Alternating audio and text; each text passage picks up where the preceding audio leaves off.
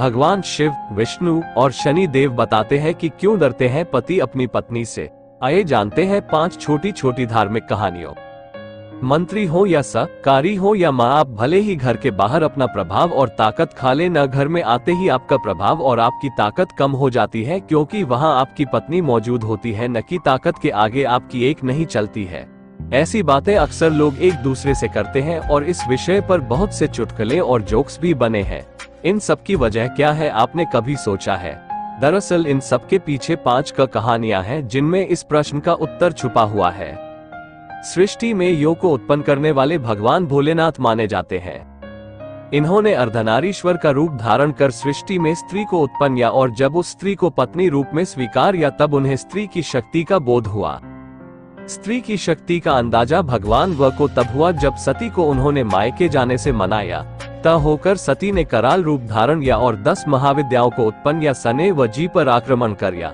10 महाविद्याओं से बचने के अंत में वजी को सती की शरण में आना पड़ा। यानी भगवान व और सती ने इस बात को तय कर या कि पति पर हमेशा पत्नी का राज रहेगा। भगवान वही नहीं, पत्नी का प्रभाव बैकुंठ में भी खता है। भगवान विष्णु की पत्नी देवी लक्ष्मी यूं तो हमेशा विष्णु भगवान के पैर दबाते हुए दिखती है। न एक बार दुर्वासा ऋषि के शाप के कारण नाराज होकर देवी लक्ष्मी बैकुंठ छोड़कर अपने मायके सागर में चली गई। इसके बाद देवलोक तब बैकुंठ में भी अंधेरा छा गया।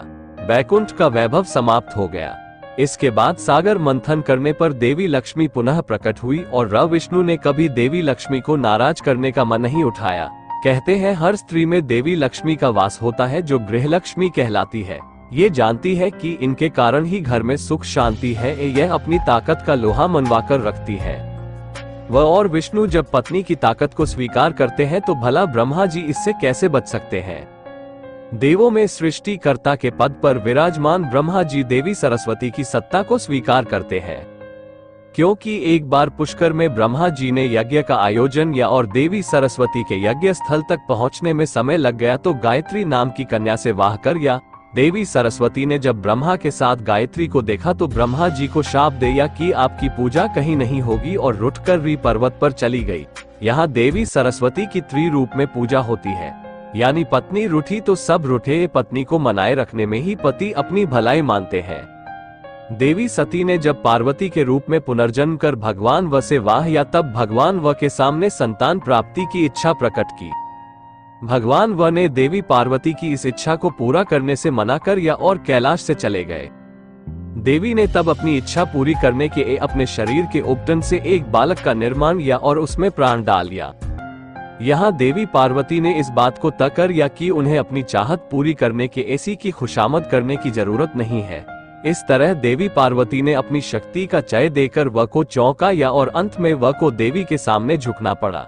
यानी स्त्री चाहे तो अपनी चाहत को अपने बल पर पूरा करने की ताकत रखती है। ये बात पुरुष मन अच्छी तरह जानता है। स्त्री शक्ति के आगे हमेशा र झुकाता है।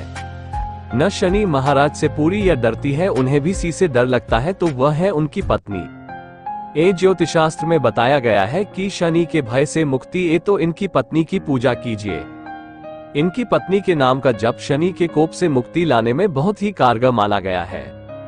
इसकी वजह है कि शनि महाराज की वक्र दृष्टि भी उनकी पत्नी के शाप का परिणाम है। इस संदर्भ में कथा है कि एक बार शनि महाराज ने पत्नी की इच्छा का अनादर या जिससे पत्नी तय हो गई और शाप दे या कि आपसे देखेंगे उसका नाश हो जाएगा।